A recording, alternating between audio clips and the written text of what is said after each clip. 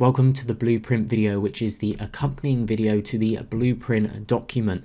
Now this video is going to be a succinct summary of my trading process. Now my trading process is focused in four main parts. Number one, identify. Number two, control. Number three, mitigate. And number four, optimize. So this video is going to go through the systems and routines for each four of those phases. So let's just jump straight on into it. Please do read the disclaimer in full before continuing with this video. And let's begin here with an overview. What is your objective and having a systems building mentality? So there's a fantastic book by James Clear called Atomic Habits, and there's a quote in there that I love. You do not rise to the level of your goals, you fall to the level of your systems. Your goal is your desired outcome. Your system is the collection of daily habits that will get you there. So that's what this video is focused on, about systems in the four most important areas of trading: identify, control, mitigate, and optimize. So have you ever wondered the repeatable characteristic a stock displays before it goes up 50, 500 or 5,000%? This has been an obsession of my life for many years. The objective of the blueprint is to provide you with a succinct summary of my findings and show how to reverse engineer ideal outcomes to build systems and achieve desired results. So systems building is focused in the four primary areas of each trade, which is number one, identify; number two, control; number three, mitigate; number four, optimize. If you think logically about it, a good trader will, one, identify a high quality setup; number two, they'll control the risk; number three, they'll mitigate that risk; and number four, they'll have selling guidelines to help them optimize profits. The astute and skilled trader will build systems in these areas. Again, you fall to the level of your system. So what are your systems in these four areas? A significant part of trading is pattern recognition, and there's going to be three specific setups I'm going to show you during this video. Therefore, you'll see numerous setup examples from the 1990s to present day across various financial instruments. So I'm going to show you these three setups across different financial instruments, being stocks, cryptocurrencies, and commodities. The reason for showing the setups on different financial instruments is to showcase my observation they are timeless and are visual representations of supply and demand forces interacting with each other. As legendary trader Jesse Livermore said over 100 years ago, I absolutely believe that price movement patterns are being repeated. They're recurring patterns that appear over and over with slight variations. This is because the stocks were being driven by humans, and human nature never changes. So again, another little bit of a text heavy slide in the overview section, and then we'll start getting into it. So overview: there is a difference between skill and knowledge, and I love this Bruce Lee quote: I fear not the man who has practiced 10,000 kicks once, but I fear the man who has practiced one kick 10,000 times. So this is the same about setups and trading in a very deliberate manner. It's about practicing the same thing 10,000 times, not trying 10,000 different things once. It's about doing that same thing 10,000 times and building very deep knowledge and skill around that. So there's a difference between having knowledge on a subject and being skilled in that subject. Trading at a high level is about having a high degree of knowledge but also a high skill set. The blueprint is designed to help increase your knowledge in four areas: identify, control, mitigate, and optimize. It will not increase your skill set though. Only you can do this. So this is designed to help your knowledge base specifically in these four areas, but it is not going to increase your skill set. Now why is that? If you think logically about that point, you could watch 50 hours of Tiger Woods playing golf, but your golf swing and your handicap, being the skill part of that, are unlikely to improve. You could read 100 books on swimming, but your swimming ability is unlikely to improve. So I have a toddler at the minute that I'm teaching how to swim. I could read Ella books on swimming. Her swimming's not going to improve. What we've actually got to do is get in the pool and start doing specific exercises or specific activities to build a skill set in a particular area. Maybe that's floating on the back, maybe it's arms in front, maybe it's paddling. So hopefully you're understanding the point that you've actually got to do it. There needs to be a deliberate practice component to this. So I think the key to improving a skill set is deliberate practice. This is defined as focused activity with built-in feedback loops to improve performance in specific areas. Try and see yourself from a third-person perspective and assess your knowledge and skill set in the four areas of identify, control, mitigate, and optimize. Then work on improving your knowledge and skill set in those areas in a deliberate manner. So this is true for whatever skill-based activity you're trying to improve at. It could be swimming, as I was just badly explaining. It could be the violin, it could be tennis, it could be golf, it could be skills in terms of work as well. So there's a difference between knowledge and skill, and the key for improving skill is creating feedback loops specifically for trading. That could also include studying historical setups and annotating charts, bar by bar deliberate practice sessions, logging trades to analyze actual trading and analyzing results and decision making, receiving feedback on your trading as well. So that's the skill set element. And then obviously the knowledge element could be things like YouTube videos, could be books, could be seminars, could be courses, could be watching others trade as well. So let's keep going. Identify phase. So we're going to break this down and logically work through the 4 phases. Okay, so we're going to start off with identify, then later on we're going to go into control, then we're going to go into mitigating risk, and then we are going to go into optimizing profits, and then the final slide will be a little bit about on my daily routine. So thinking about then building routines around these systems as well. So study deliberately and with purpose. So it's important to remember when identifying setups to keep the ideal trade criteria in mind. So what are the ideal trade criteria? Well, for me, it's a repeatable entry and initial stop loss criteria. I want it to be very simple, that I can just look on a chart, I can look at a historical chart, I can look at a chart right now and the final bar, and I'm like, that's my setup.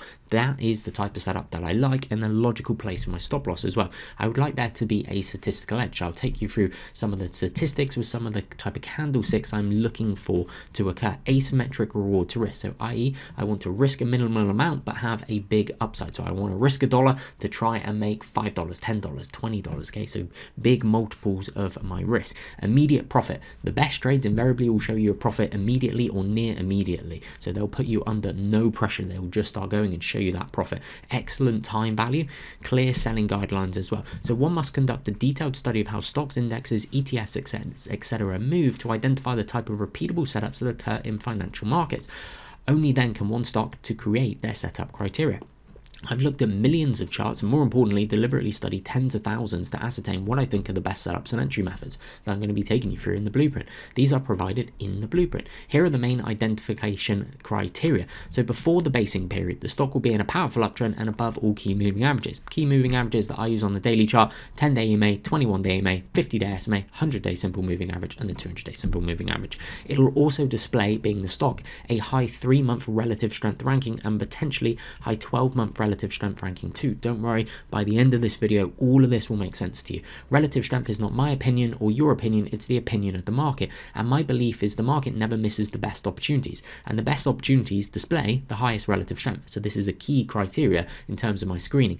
After a powerful uptrend, the stock will enter a basing period, which usually lasts from 2 to 20 weeks on average. Basing periods often resemble popular chart patterns such as cup and handles, flags, wedges, pennants, and variations of triangles. During the basing period, it's optimal if the stock finds supportive action around one or more of these key moving averages. These key moving averages being the 10-day, 21-day EMAs, and the 50-day SMA. Also, it's preferable if there is a noticeable reduction in price volatility from the left-hand side of the base to the right-hand side of the base. The length of the basing period will determine which moving averages are catching up to the share price. Shorter bases mean quicker moving averages are ideally supporting the share price, so such as a 10-day EMA or the 21-day EMA, whereas with larger bases, I'd look for supportive action around the 50-day moving average, which is also the 10-week simple moving average. Those two are closely aligned. Once one of the key moving averages catches up to the share price, I'm looking for supportive action. So this supportive action invariably takes the form of one of 3 candlesticks. I call these trigger bars, shakeout demand tails, and gap down reverse bars. Don't worry, you're going to learn in detail about these type of candlesticks. I think these 3 candlesticks are optimal entry candlesticks due to what they indicate from a supply and demand perspective, if combined with a proper basing period and occurring on one or more key moving averages. Of course, it's then important to plan the trade out and see if the risk makes sense, which we're going to be going through in the control phase. So these are the common chart patterns. So most entries that I'm taking occur in variations of these chart patterns. Not often is it at the actual breakout point up here. It's actually usually lower down within the base. So it's going to be variations of flags, triangles, and pennants, cup with handles, wedges, flat base, which you could also think about as a Davis box as well. So this is a schematic entry example, okay? So you can see here we've got the orangey yellow line resembling price, okay? So we've got price, and this is, you could say, it's a base of some sort, okay? Let's not get caught up in the chart pattern right now. Let's just keep it simpler. So we've got a stock that's in a powerful uptrend here, and it starts basing, okay? And maybe we could imagine this is a 3 or 4 week base, all right? And then what we see is what I call a trigger bar, which is a tight bar. And don't worry, you're going to learn about this. You don't need to learn everything right now, but hopefully by the end of the video, you'll know everything. If you understand where I'm going with it. So trigger bar here, okay? This is what is a trigger bar. Now it's unclear how tight this bar is because we don't have much to compare it about, but a trigger bar is going to be a tight relative candlestick, and I'm looking for it to occur around one or more of the key moving averages, here being the 10-day EMA. So this vicinity in here, I'm looking for a trigger bar. Or potentially we could now have the 10 and the 21 as this stock is basing here, and then price pulls in to the 10-21 EMA, and we see what I call a shakeout demand tail. Don't worry, I've got detailed slides on this. So this here is where I'm potentially looking for an entry point. Obviously a lot then factors in, what is the strength of the stock, does the risk make sense, but we'll work our way through logically. And then this is called a gap down reversal bar. So this time we have the 10-day EMA, the 21-day EMA, and the purple line being the 50-day simple moving average. So this would be a larger base because of the nature of the base. The 50-day moving average is caught up, the 21 is there as well. So this will be a larger base relative to the top example and the middle example.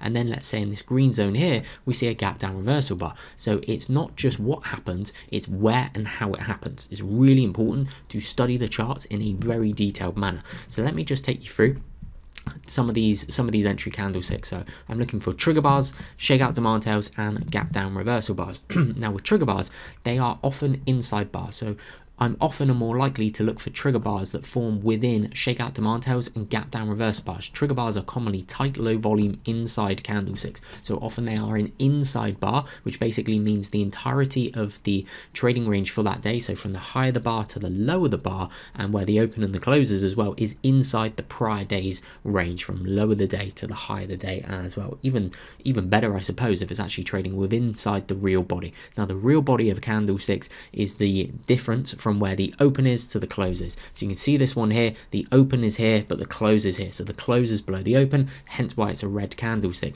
If you look at this candlestick over here, the open is below the close, so it's a green candlestick. Price went up in the session, so therefore it is a green candlestick relative to where the open and the close was. So you can go and read some of the stats here, but as I said, I really like looking for trigger bars that then form inside of gap down reverse bars or shakeout demand tails, or potentially it's a back-to-back inside bar. That can be quite a powerful situation.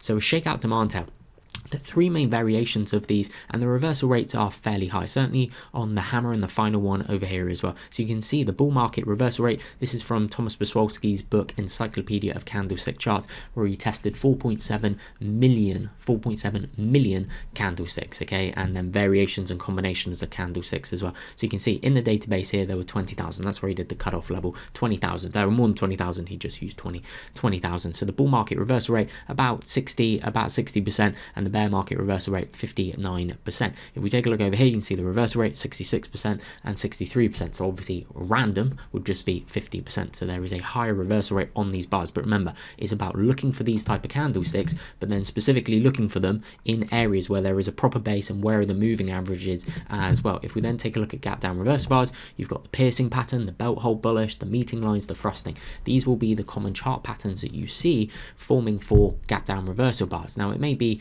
a different bar. It doesn't have to be a red bar before. It could be that there's a shakeout demand tail, then a gap down reversal bar. There's variations, as you're going to see in numerous setups that we go through, but you can see the reversal rates of a piercing pattern. 64% in the database, are about 9,500 of these Japanese candlestick combinations that he found. So 64%, you can see with a belt hold bullish, 71%, very high reversal rate. Think about where the open of this bar is as well. We'll do this when we start going through some examples. The open is on the lower the bar, so the prior closes up here, it gaps down, opens on the lower the bar and pushes up. There's an immediate presence of demand. These are things that I'll be talking about when we look at the charts and we go through, and I'll explain why I think some of these are excellent setups, and then dialing in the pattern recognition. So let's just do a summary of the trade identification. Remember these bullet points. Before looking at multiple setups on subsequent pages, here are the bullet points of what to look for from a technical price perspective. Remember, it's about trying to align multiple things in favor of a trade setup, not just one thing. So the more things that we can align, which I'll then show you in the setups and I'll talk about it, okay, the better the setup invariably becomes. So the key technicals, okay, if we were to bullet point them, okay, we want the stock in a powerful uptrend. Ideally, there is strong relative strength. There is a proper basing period with a proper base as well, a VCP, a wedge, a triangle, a pennant, a Darvis box, whatever it may be. Supportive action, so then you're looking for trigger bars, shakeout demand tails, gap down reverse bars around key moving averages. Those key moving averages invariably are going to be the 10-day EMA, the 21-day EMA, and the 50-day simple moving average. Contraction in price volatility from left to right. Volume drying up from left to right, that's a constructive sign to indicate there's less supply coming to the market. Don't worry, I'll explain all of that when we are looking at some of the setups. So trigger bar, shakeout, demand tail, gap down, reverse bar that occurs in the correct region and the risk makes sense. So what am I meaning there? Around one of the moving averages and the risk makes sense. The stock is within a sector, group, theme displaying relative strength. If it's in all three, I would give it even greater weight. So let's do, for instance, imagine that Tesla is very strong. So it could be that the sector, in terms of, it's obviously more kind of techie, maybe it's not a great one, but if you imagine that Tesla is strong, so the group in terms of auto manufacturers may be very strong, and then the theme is potentially electric vehicles are very strong as well. So this would then be ticking a couple of the boxes. Maybe it could be that semiconductors are very strong, and potentially it's Nvidia that is very strong. So the sector could be technology based, the group could be semiconductors, and then the theme could be semiconductors with an AI component to it as well. So the more you can line up, invariably the better it is. But we're going ahead a little bit here. But here's a preview of several ideal fundamentals the stock is displaying in conjunction with the technical action. So it's even better if, yes, it is ticking a lot of these kind of key technical action, but then we can bring in the fundamentals as well. And these would be the key fundamentals for me. So a new global product doesn't have to be necessarily new, but even better if it's potentially new. Okay, new global product which could be in an expanding field. Think birth of the internet, and now also birth of artificial intelligence, companies that can monetize that as well, and growing areas as well. Big earnings, big sales, big earnings per share, so EPS estimates preferably going into all-time high territory, liquidity for institutions, high return on equity, ROE, high cash flow, and a compelling story as well.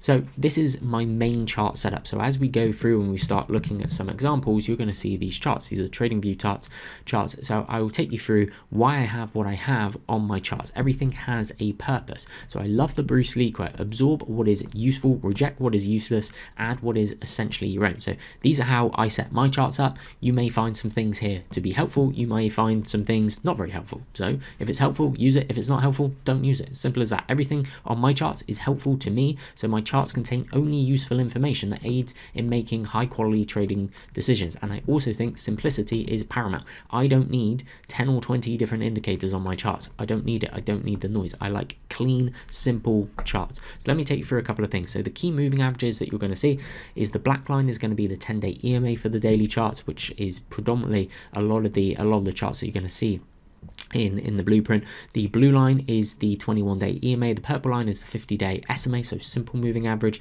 Gray is the 100 SMA, the red is the 200-day simple moving average. Price is shown as candlesticks. I like candlesticks instead of bars. The reason is I think the Japanese candlesticks provide more information, and I'm trying to get a lot of information in terms of what did price do and where did it do it. So from a supply and demand perspective, I just feel like I get a better read on what is going on.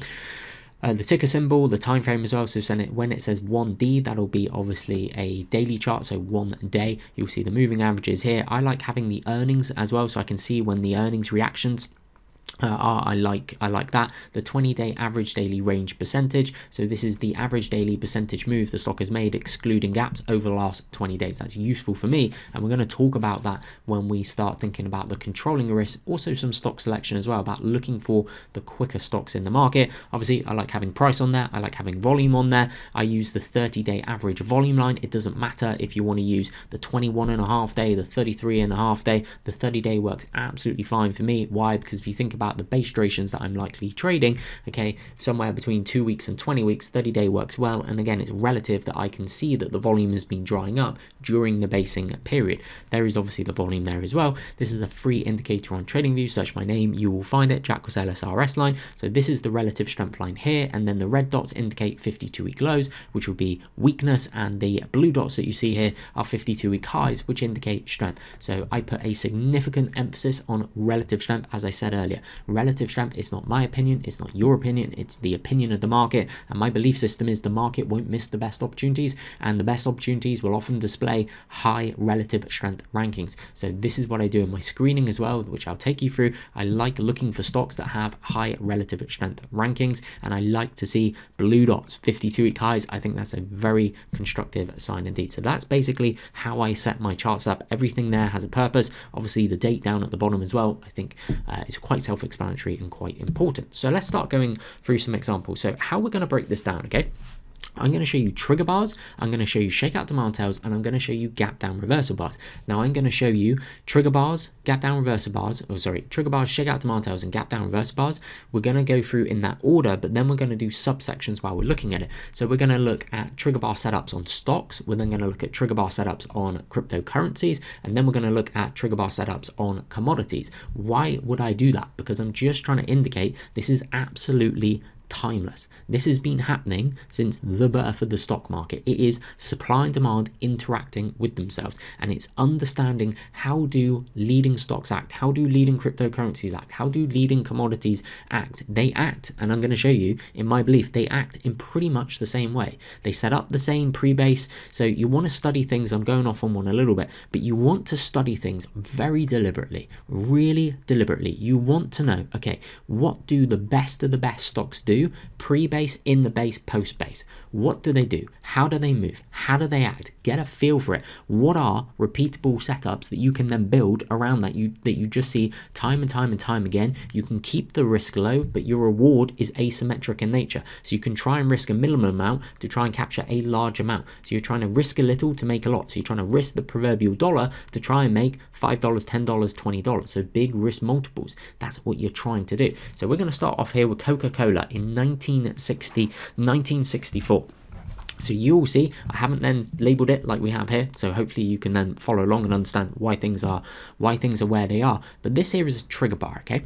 So remember what we're looking for. We are looking for an optimal basing period. So they kind of somewhat look the same. A lot of them can kind of morph, and you're like, well, I think I can see that pattern, and that pattern, and that'll be more common, that you kind of go, I think I can see like 3 patterns. So it's understanding the basing period is going to be a variation of the chart patterns we looked at earlier: flags, pennants, wedges, cup and handles, Davis boxes, so on and so forth, okay?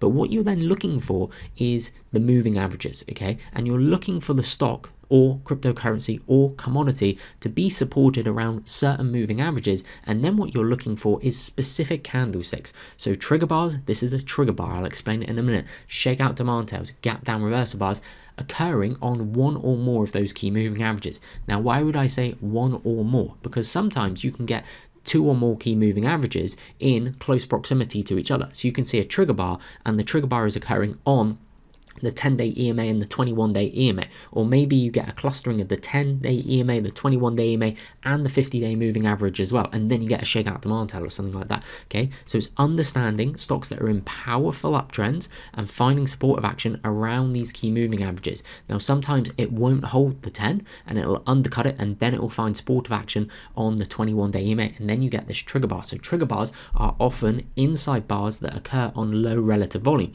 So remember, this black line here is the 30-day average volume line. You can see that it's below. Now going into supply and demand a little bit, stay with me, okay? Trading, there's a fair bit of complexity, fair bit of knowledge that you have to have for it. If you're thinking you can just watch a 5-minute video and get it, not going to happen like that, okay? You have to go into the weeds and really kind of understand this. So why are trigger bars good to see? If you think about this trigger bar here, it's a very tight bar on low relative volume. It's signaling that there is not much supply coming to the market. Tightness in price, low relative volume signal there's not much supply coming to the market. So then the expectation is price should move quickly through this level because there's not much selling pressure. There's not much supply. So we're expecting buyers to step up. Those scales of supply and demand tilt. Price can then move to the upside. What I'm doing here as well, okay, you can see another one, how it undercuts the 21-day EMA, and you get shakeout, shakeout, shakeout, and then you get this tight trigger bar coming through in here. Let's do another one for Coca-Cola. What chart pattern do you see? You see a cup and a handle here. Look at the tightness in price. Look how the volume dries up. So tightness in price, low relative volume indicates there's little supply, little selling pressure coming to market. And then you get a trigger bar sitting on the 10-day EMA. Now you may look 4 bars back and go, well, why is this not a trigger bar? That's a trigger bar, isn't it? It's a tight bar. It's got a blue dot. What does that blue dot mean? 52-week high. The volume's low. Why is that not a trigger bar? Why are you saying that's a trigger bar and that's not a trigger bar? Look how it's extended from the 10-day EMA. Okay, so what I want to do ideally, and we'll come on to this in the controlling risk, is I'm giving you an indication on these examples of how I would plan out the trade. So entry through the high, stop loss underneath the low. Don't worry, I'm going to take you through the type of entries that I do that are called buy stop limit orders with stop losses attached. But I'm just indicating I'm targeting it through the high. Okay, I wasn't trading in 1972, but this is exactly how I would trade it. I'd be targeting it through the high at $1.39 and then my stop loss just underneath the low. And note how the stop loss is underneath the 10-day EMA. So just as a rule of thumb, okay, because you may look at this and go, well, is this not a trigger bar? It looks to be an inside bar on low volume. Well, number one, it's wedged up here, hasn't it? So it's wedged up, it's not a proper base, and it's extended from the 10-day EMA. Ideally, I want to get my initial stop loss underneath the 10-day EMA. So you're looking for the trigger bars to occur when they're pretty much sat on the 10-day EMA or one or more key moving averages as well, okay? A nice cup and handle. Now, a little side point here as well. You see the relative strength line. It's in the context of a nice uptrend here, and the stock Coca-Cola in 1972 is hitting 52-week highs. See these 52-week highs on the relative strength line. Now the relative strength line is versus the S&P 500. So this is telling me the stock versus the S&P 500 being the market is extremely strong, and it's still in the base. This is a nuance, but it's one of the strongest sign of strengths that you can possibly see. Okay, a stock is hitting 52-week highs and it's still in its base. This is the proverbial basketball being held underneath water. The market is under pressure and holding that basketball underneath the water. When the pressure of the market is released, so the market basically stops going down and starts going up, this stock here is that basketball. It's going to pop up above the water with the bad sound effect, okay? So this here, 52-week highs in a constructive base, really, really good to see. This is Disney, cup and handle type pattern. So note here, there's this shakeout demand tail off the 21-day EMA. We're in a rally here, we pull back down, find supportive action on the 50-day moving average perfectly. Okay, see this? Touches it, bounces perfectly. That's just a subtle sign that someone somewhere with a lot of cash, for whatever reason, is supporting the stock. And then you get this cup and handle, tightness and price, volume dries up, trigger bar. Look at the 52-week highs pre-base as well. IGT, so see how this stock here, it starts building this big base, it's building higher lows, that's a preference as well. Find support action near its 50, bounces off the 50, tight. Look how the volume dries up, look at the 52-week highs in the base. Remember what I was saying with Coca-Cola, 52-week highs in the base is telling you the stock is extremely strong. Now, as we go through some of these examples as well, I think it's important for you to do this in a deliberate manner and study what is happening pre-base. Okay, I'll give you a better example where you can see more kind of pre-base action shortly. What is happening pre-base? What is happening in the base? What is happening post-base? Because again, we're trying to come at this from those four main areas. Number one, identify. Number two, control. Number three, mitigate. Number four, optimize. So post-base is the optimizing profits, right? So then when you're looking at this here, you're like, wow, this stock went on a big move. This is split adjusted, obviously, but look how well it stayed above its 10-day EMA. Look how well it stayed above its 21-day EMA. Look how well it stayed above its 50-day moving average as well. This feeds into the optimizing profits. So do just note, we'll obviously spend a lot of time on this later, but as we go through these examples, do just note where I've given you a bit more of the chart. Do just note, okay, what is actually happening after the entry. Okay, so post-base, so pre-base, in the base, post-base. Pre-base, in the base, post-base. So let me give you a subtlety on pre-base as well. This all feeds into the identification. So again, very deliberately, we want to know what are the creme de la creme stocks doing pre-base. What you will often see is they are trending up and they are respecting their moving averages, being 10-day EMA, 21-day EMA, potentially the 50-day. But I really like to see respect for the 10-day and the 21-day ideally. Now, why is that important? Okay, so what we can see here with SHYF, this is back in 1991. What we can see is a really nice trend. So this is a smooth trend. It's a clean trend above the key moving averages. And then we get this constructive base. Look at the 52-week highs as the stock's still within the base. Look at the tightness. There's a shakeout demand tail, trigger bar. Look how the volume is dried up below the 30-day average. It's indicating not much supply, not much selling pressure. And then look how well the stock trends after the base as well. Certainly along its 21-day EMA, which is going to be one of the selling guidelines you're going to learn later. But why am I rambling about pre-base and post-base? Because for me, the best indication of how a stock is going to move in the future, how did it move in the past? I'll repeat that. For me, the best indication of how a stock is going to move in the future, so post-base, is how did it move in the past, pre-base. So how did it get into the base? What was the characteristic? Was it just chopping around all over the place, up and down, up and down, up and down through the moving averages and just very volatile? Or was it just a really smooth trend? Now, why is that important? Because if it was a nice smooth trend, I'm going ahead a little bit, but I'm going to be using some of these moving averages as trailing stops. So I want to see the behavior of the stock is respecting those moving averages, or maybe it's a particular moving average. This feeds into the trade management side of things as well. Now, I don't just look at the pre-base run. I will go back and study the stock over the last 3 years, 6 years, 10 years. How does it move? Does it set up and break out of bases that I like to trade from, or does it not? It's really important.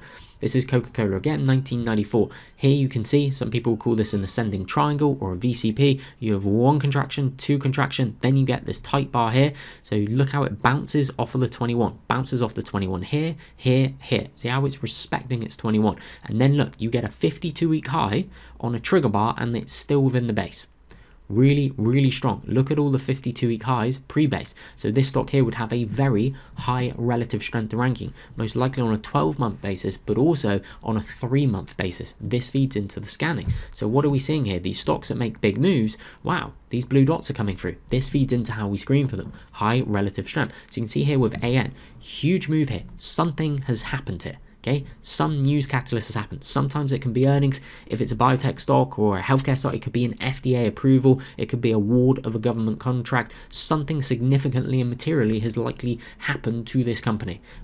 So how do we see the interest? How do we see the demand? Visually, in price and volume. We can visually see the price action. We can visually see the volume. We can visually see the 52-week high. So I call these type of bars a bullish synchronicity. They are widespread candlesticks that open near the low, close strong, and that there is indicating a synchronicity between what the price is doing and what the volume is doing. So there is a synchronicity going on. And then what do you see? Well, this stock here respects its 10-day, 21 starts catching up. Interesting. Tightness in price, low relative volume. Out it goes. Don't worry, we'll go on to the trade management side of things and optimizing profits later on. I just want to get your pattern recognition dialed in. This one here, this is SFE. Really nice base. So you see here, this will be a gap down reversal bar, shakeout demand tail, tightness and price, the 50's catching up. Look how the volume trends down. Look at the 52-week highs. So remember, tightness and price, low relative volume indicates a little supply coming to the market. Really, really key. And do just keep an eye on post base. What's happening? How do you want to manage these trades? This is Amazon. So here you actually get back-to-back inside bars. So Amazon, this is quite close. This is near its IPO. This is when the 50-day moving average kicks in. See this bullish synchronicity. Widespread candlesticks, open on the low, close strong. Open on the low, close strong. Volumes confirming it. 52-week highs, and then it starts building a sizable base. Bounce off the 50. Inside shakeout demand tail off the 50, showing supportive action, and then bounces up, pulls in back-to-back inside bars, so significant reduction in price volatility. Look how the volume dries up. So these trigger bars, you can get really tight initial stops. Okay, really tight initial stops. Here's another one for Amazon. This is BHC. What chart pattern do you see? Cup and handle. Powerful uptrend here, good trend, pre-base, stays above the moving averages, pulls in, finds support of action on the 21, shakeout demand tail. This is an entry that you're going to learn about. Shakeout demand tail, it's a really good setup. Moves up here, look how some volume comes in as well, so there's some buying interest, there's some demand. And then in the handle, note the tightness. Now the handle of a cup and handle can often resemble a Davis box, which is basically a rectangular box. And then see how you get this inside trigger bar on low relative volume. Oh, and it's hitting 52-week highs on the relative strength line. Interesting, right? But the point of these trigger bars is you can get very tight initial stop losses. Now, I will just make a point that if you are trading with these really tight initial stop losses, let's say on SLS here, yes, your initial risk is going to be tighter than a gap down reversal bar and a shakeout demand tail. It's going to be a little bit more active and you're going to get stopped out more, because the closer your stop loss is to the price action, the higher likelihood of price hitting your stop loss. So if you think about it, this stop loss here, how I've shown you, is about 2%. If you had a 20% stop loss, you're less likely to get stopped out. Why? Because your stop loss is 20% away from where the price currently is. So if it was 80% away, there's even less likelihood. But again, do you want to have an 80% stop loss? As you're going to learn in the controlling risk part, no, you don't, because you don't want to have stops. You don't want to have stops that wide, because losses work geometrically against you. You're likely tiny capital up for long periods of time as well. So it's about understanding what you expect to happen next. For me, through the high of trigger bars like this, when they tighten up, optimal base, look how it bounces off the 21, tight, tight, tight, tight, tight, volume dries up. Look at the 52-week highs, okay? My expectation is this should just go. So yes, you can target shakeout demand tails and gap down reversal bars, but the initial stop loss is likely to be wider. This is a gap down reversal bar, but it's not a great one because it's not really building a base here. But you can see the gap down reversal bar is much wider relative to, say, the trigger bar. So the advantage of trigger bars is for the same amount of risk overall, you can try a trigger bar setup, 2 times, 3 times for potentially the same amount of risk you could have trying one gap down reversal bar setup or one shakeout demand tail setup. Now, as I said, your stop loss is going to be closer to the price action, so you're going to get stopped out more. Now, that may or may not suit your personality. You're probably going to have to be a little bit more active, watching things more closely. That may not suit your personality or your lifestyle or your kind of day-to-day routine. So that's why I'm showing you 3 setups: trigger bars, gap down reverse bars, shakeout demand tails. So do just be thinking about that as we go. Pantheon Resources, UK stocks, so it's not just US stocks, it's UK stocks, Indian stocks, it's all stocks, it's Australian stock, it's all of them, okay? So you can see here, bounce off the 21, bounce off the 21. There's actually a trigger bar in here, tight little inside bar off the 21. Then you get this tight, nearly inside bar off the 10. Look how the volume dries up. Look at the 52-week highs. Look at the trend of the stock. This goes from, this would be in pence because it's a UK stock. This goes from 30p up to £1.50 up here. And it closes below its 21-day EMA. It goes from 30p to, what's that, about £1.30 before it closes below its 21-day EMA. And a clear change of character. You can learn about that a little bit later on. Canopy Growth, cannabis related stock. See how, again, this can then be thematic as well. So the market will often move in thematic natures, and you're going to learn about this as well. So thematic is cannabis, weed stocks, okay? They were showing strength at this moment in time. ACB is another one. You're going to see that set up in 2017 in a couple of slides. So what chart pattern do you see? Those of you who study, say, Minervini's work may see a VCP, a volatility contraction pattern. 1 contraction, 2 contraction, 3 contraction, tightness in price, volume dries up, trigger bar sitting on what key moving averages? 21-day EMA, and then note the trend there afterwards as well. Very climactic change of character. You're going to learn about that a little bit later on. EXPI, ridiculously good setup. Look at the trend pre-base.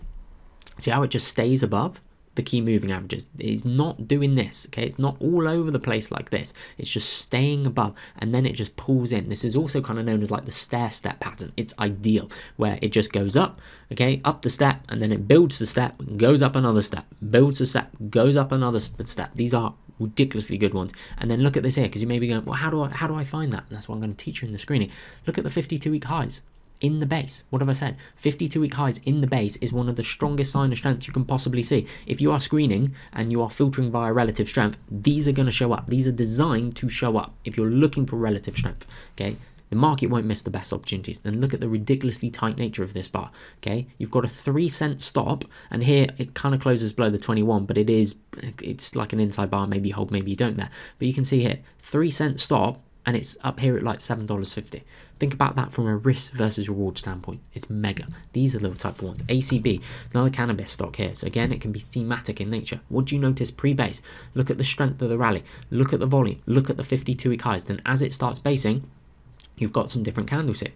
You've got this gap down reversal bar that opens on the low and pushes up. When it gaps down and opens on the low, there's an immediate presence of demand. There's immediate buying. There must be visually, you can see it, right? Prior closes here, gaps down, opens on the low of the day, and price goes up. There must be buying, and it must be pretty immediate, because from the open, it started going up. So it opened and then it just went higher. There's an immediate presence of demand.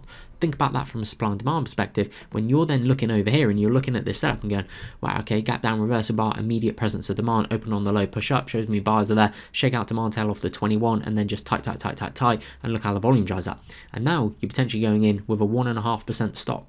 And the stock goes from $66 to $140.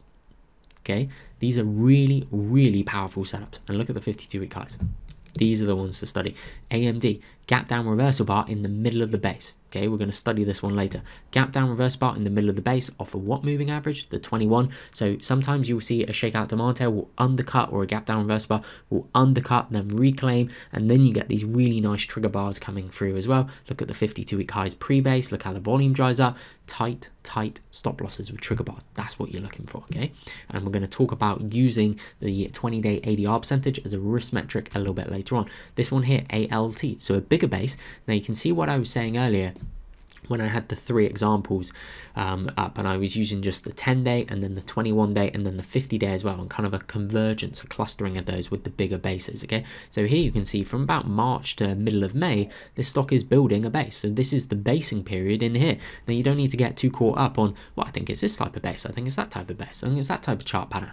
What you're really trying to do is understand things from a supply and demand perspective. What is going on from a supply and demand perspective? And then look at the tightness in price. So you get this collection of basically trigger bars and a really close convergence of the 10, 21 and 50-day simple moving average. That there can be a really good setup if you see the right candlestick, the trigger bar, the shakeout demand tail, the gap down reversal bar, and then look at the trend this thing goes on.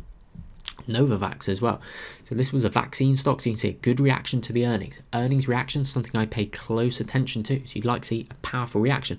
Pulls down, this actually then builds, you could call it a flag type pattern, a high type flag, you could call it a wedge as well. So again, they're often variations of different chart patterns. I don't get too caught up on the vernacular for, well, it's a wedge, I don't care. Like, you don't make any money for correctly naming the pattern.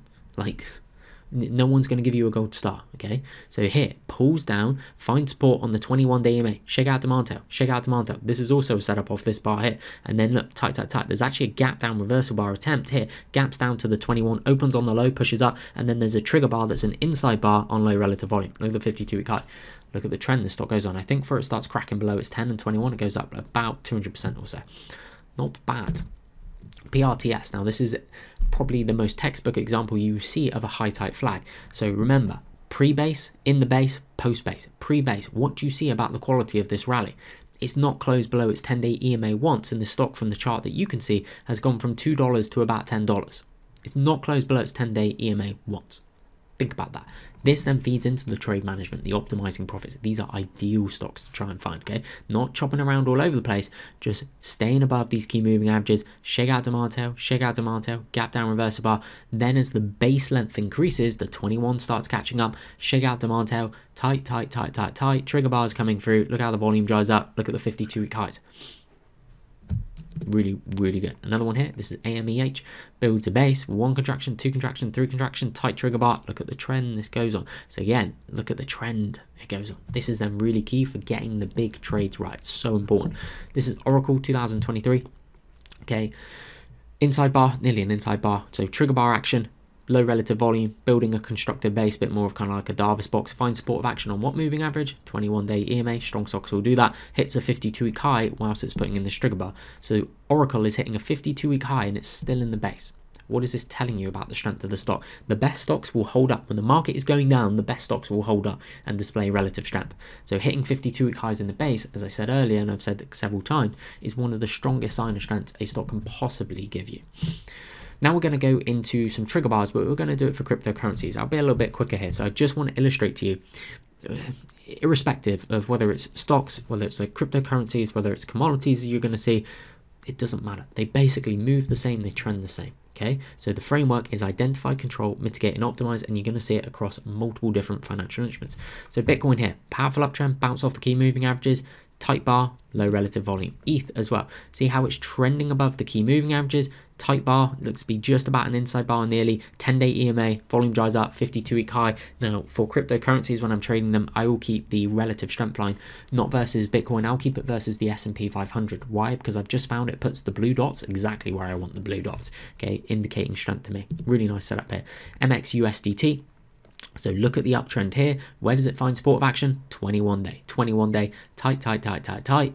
There's the inside bar coming through, sitting on the 1021, volume dries up, off it goes. KCUSDT, again, bounce off the 21, tight bar here, off it goes. Dogecoin, big shakeout demand tail, undercutting the 21-day EMA, then it starts tightening and you have nearly back-to-back inside bars, and look how the volume dries up. It's not uncommon that the trigger bar in the base will be also on the lowest volume within the base as well. That's just a kind of another indication that there's very little supply coming to the market. If a trigger bar, which is then proper basing period, sitting on one or more key moving averages, has the lowest volume in the base thus far. Very good sign indeed. Now going into corn. So I'm no commodities trader, but they move the same. So corn here, ZC is the ticker, bounce off the 50 nearly, bounce off the 50, undercut the 50, reclaim the 50, tight inside bar, volume dries up. Soybeans, VCP, wedge, flag, 1 contraction, 2 contraction, 3 contraction, tight bar, volume dries up, and look how the volume is dried up from left to right. KC, this is coffee futures. Now this is kind of an extreme example, but it builds this little Davis box in here. Look how there is no volume on this inside bar. No volume inside, but there's no selling. There's literally no supply coming. Like, that's an extreme example of the volume drying up, but That's ideal. That's just saying there is nothing in terms of supply coming to the market. Again, corn in 2020, somewhat of a cup and handle type pattern, so find support on the 21, and then you can see as this is building here, so you then get this nice tight bar, shakeout demand tail type slash trigger bar action off the 1021. The volume is dried up really nicely here, and numerous shakeout demand tails. So it's like shakeout demand tails, gap down reversal bars is like looking for the footprints of large operators, the usual games they play. Shakeout, shakeout, shakeout, shakeout. Nice to see.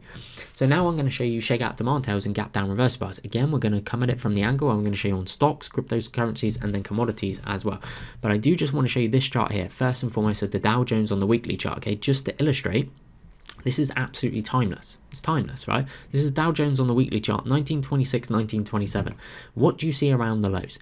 Gap down reversal bar. Prior closes here, gaps down, opens here, pushes up. Another gap down reversal bar. Shakeout demand tail, shakeout demand tail, shakeout demand tail, trigger bar. Shakeout demand tails, gap down reversal bars, trigger bars, absolutely timeless. It is just the visual representation of supply and demand. And what you're trying to train your eyes to in a deliberate manner is the footprints of large operators. Okay, they have a footprint. They have a footprint, and it is the large operators, the institutions that create the lows in the bases. It's not retail traders, okay? It is large operators. The two things they require above everything else is liquidity and perceived value. So when you then start seeing a large base, now I was not trading in 1926 or 1927, clearly, but when I see a large base that is then an optimal basing, you could look at this as an ascending triangle, a volatility contraction pattern, whatever you want to call it, 1 contraction, 2 contraction, 3 contraction, 4. I'm looking at the lows of the base and I'm going, wow, gap down reverse bar, gap down reverse bar, shakeout demand tail, shakeout demand tail, shakeout demand tail, liquidity and perceived value. Now as a stock, or the Dow Jones in this instance here, starts building higher lows, structurally that is strength. Higher lows are bullish. If you have price volatility contracting and volume drying up from left to right, they are further indications that there's less supply coming to the market. So let me just give you a visual illustration of why these contractions and the higher lows are good, are preferable to see. So if you look here, there's 4 clear contractions, right? There's 1 with these gap down reverse bars, 2 with the shakeout demand tail, 3 with the shakeout demand tail, and then 4 where it starts getting really tight. Imagine you had a towel and you dipped it in a bath. I don't know why you dip a towel in a bath, but let's just imagine you dip a towel in a bath. You bring it out, it's soaking wet, okay? Water is just pouring onto the floor. So what do? Well, you wring it, okay? So the first time you wring it, you're going to get a lot of water coming out. Think about that as the first contraction. There's a lot of water, and think about the amount of water coming out as supply. So, okay, you spin the towel out, you wring it again for this next contraction here, our second contraction. Is there going to be more or less water of that wet towel? There's going to be less water, so there's less supply. Okay, spin it out, let's wring it again for this third shakeout demand tail, this third contraction over here. Now there's going to be even less water. Okay, so the less water, less supply, structural higher lows building, and then over here, its price action starts getting really tight. And this is also the concept of the trigger bars as well. There's no more water coming out of this towel. There's no more supply coming out of this towel. Our expectation is price should now move through this level when we have correctly identified the pivot and or an optimal entry candlestick, a trigger bar, a shakeout demand tail, gap down reverse bar. So let's go through a couple. This is Coca-Cola, January 1964. So here you go, 1 contraction, 2 contraction. So look at this bar here. Again, this is kind of a trigger bar, but it's not quite in the right context as sitting on 1 or more key moving averages. But you see this bar here, okay? It's actually a little shakeout demand tail too. Why? Because there's a little tail on it. So again, shake out the weak hands. But what do you notice about the volume? Think about volume as weight. Think about volume as supply. Okay, tight bar, very low relative volume, under half the 30 bar average, tells you what about supply, about selling at these levels? There's not much. Like visually, your eyes can see it. Visually, there's hardly any, and it's also coinciding with being at the base lows. So you're at the base lows, you get this little trigger bar-esque shakeout demand tail on low volume. It's just telling you very little supply comes to the market. And then up here, shakeout demand tail off of the 10-day EMA, and it's in the context of a proper basing period. Coca-Cola again in 1965. Shakeout demand tail, proper basing period off the 10-day and 21-day EMA. So it's just undercut them, undercut some base lows, which is good. So the entry is through the high, the initial stop loss is underneath the low. Coca-Cola again, this is more of a Davis box type pattern. Okay, so it starts building a large base. You get this inside trigger bar just by the 21-day EMA. That's a pretty good setup in my book. And then you get the shakeout demand tail as this pivot builds. So sideways action in price oftentimes will resemble a little Davis box. Shakeout demand tail undercuts some of the recent lows. Initial stop underneath the 10-day EMA. Remember what I said about that earlier is good. CTS, so the stock's in a nice uptrend. Bounces perfectly off the 21-day EMA, hits a 52-week high on that day. So 52-week high, stock still within the base. Very, very, very strong stock. And it also closes on the high of the bar. So the higher the close on the bar, the better indication of strength. Why? If you think logically about it, the stronger the close on the bar, the better indication of strength, right? DTS as well. So this is Disney, Disney. So it builds this kind of cut and handle type pattern, undercuts a 21, then reclaims it like this, but there's not much volume coming through as it undercuts a 21. There's not much selling down there. Pops back up, then you get this shakeout demand tail, undercuts a 21-day EMA. So we shake out demand tails, gap down reversal bars in a stock that's basing. I like to get the initial stop underneath the 10 and 21-day EMA. Sometimes it will just be the 10-day EMA, but getting an initial stop in what you think is a leading stock underneath the 21-day EMA, I think is pretty effective if the risk makes sense as well. Disney as well. So here's another shakeout demand tail in the context of a cup and handle. Shakeout demand tail undercuts the 10-21, undercuts recent days, and look at the volume. There's not much supply coming to the market on this bar, and it closes on the high of the bar. It's a good bar. This one here, Disney, 1 contraction, 2 contraction, 3 contraction. Shakeout demand tail closed on the high of the bar, undercuts at 10-21, reclaims above those as well. Look at the volume. There's not much supply coming to the market on this bar. Volume drying up, constructive sign. Coca-Cola. Okay, 1 contraction, 2 contraction, 3 contraction. Shakeout demand tail perfectly off of what moving average? The 50-day moving average. Volume pops a little bit. So then this is one where you then have to think about, does the risk make sense? Which is what we're going to talk about a little bit later on. But look at these shakeout demand tails. Look down here as well. Shakeout demand tail, shakeout demand tail, shakeout demand tail. Large operators, liquidity and perceived value. And you see this shakeout demand tail here. You may be going, well, isn't this bar really bearish? Like it's big and it's red and doesn't look very good, does it? Well, shakeout demand tail undercuts the base lows. And what do you notice about the volume? Volume's not even above the 30-day average, and you just had a shakeout demand tail undercut the base lows. What's that tell you about how much supply is around? There's not much. Next bar, you get this tight little inside bar on low volume, confirming it. Good to see. Amazon, 2003 cup and handle type pattern. So where does Amazon find support of action? 21-day, really good to see. And then you get the shakeout demand tail perfectly off of what moving average? 21, strong close, nice. Look at the 52-week highs.